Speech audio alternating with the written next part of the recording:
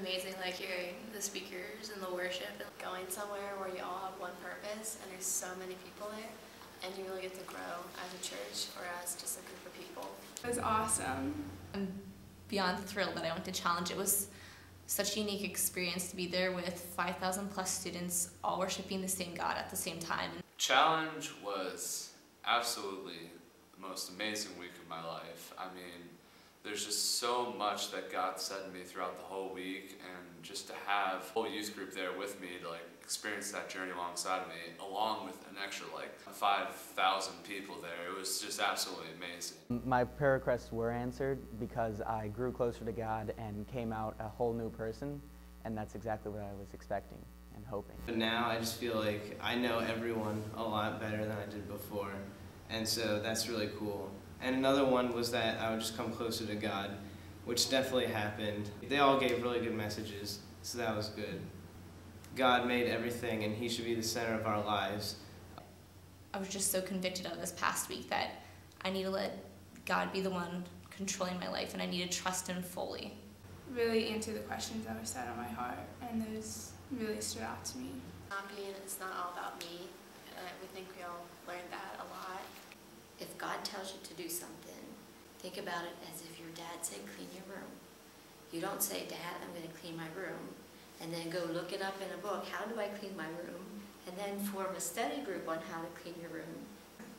So when God tells you to do something, go do it. I felt like no matter what they were talking about, it's like we're having a one-on-one conversation. They're talking directly to me, and I feel like God just spoke through them in ways they'll never know that affected me. And the worship, oh my word, the worship was just phenomenal. There was a huddle meeting afterwards that we always did.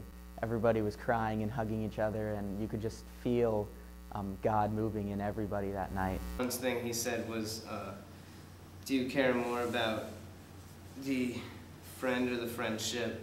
It's been more about how my friends feel about me rather than me caring about the friends themselves. I guess Francis Chan really hit me hard. When he first met his wife, he came before her with like, oh my word, I'm talking to her now. But then after a while, it's just like, hey, what's up? And he was talking about how with God, we should always have that like initial, wow, I'm talking to God right now. We walked through the bus, and it had like facts on where the bus would be going. There were several hundred care packages made that were going to be sent to Haiti, so it was really cool. It was like in a bus that we watched the video, and it was cool because then the things that we packaged for the kids is going on in that bus, and kids will be riding that exact bus to their school, so we got to pray on the bus for the kids who'd be in that seat, and that was awesome.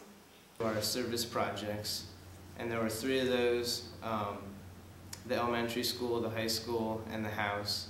We would like to thank the teenagers from Hershey, Pennsylvania for helping us out this summer. For the first time since 1995, we were able to paint some of our buildings, and thanks to them we got a lot done this summer, and we just want to tell you how much we appreciate it. And thank you again, all the youth that came from Hershey Free Church from Hershey, Pennsylvania. You've been a real blessing to this school, and I know our kids will enjoy it when they walk in and see the difference.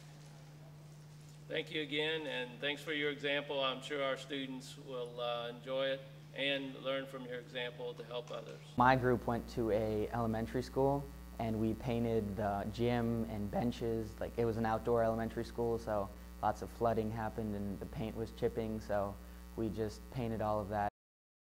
Thank y'all very much. The gym looks gorgeous.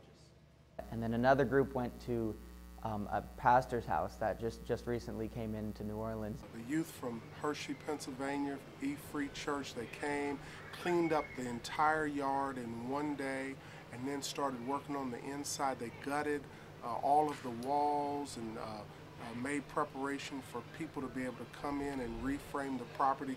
They did more work in 3 days than I've seen men do in 3 weeks. We went out on prayer walk Monday through Friday, and to actually get out and walk it and engage folks. That there were not only a prayer walk on a Monday, then there was evangelizing on Tuesday, and just being able to engage folks, and it was absolutely amazing. From the week of challenge, they had about, I believe I want to say about 75 people who either gave their life to Christ, rededicated their life, or wanted to go deeper in their relationship with the Lord. It took all of those prayer cards, our ministry team here, to follow up on every one of those individuals who had either given their lives to Christ or expressed an interest. So not only did we reach out to them, but also during that week, 12 more people made a commitment to Christ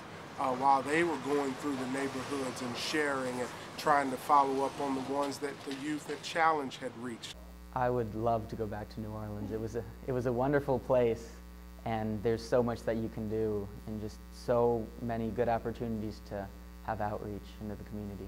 I sensed, though, that it was kind of a broken place, that there was a lot of broken hearts and lives, and no, not just because of what Katrina caused, but because these people are lost and they don't have God, and so that would be something that I would love to be able to return there and just be able to minister to the people within the city.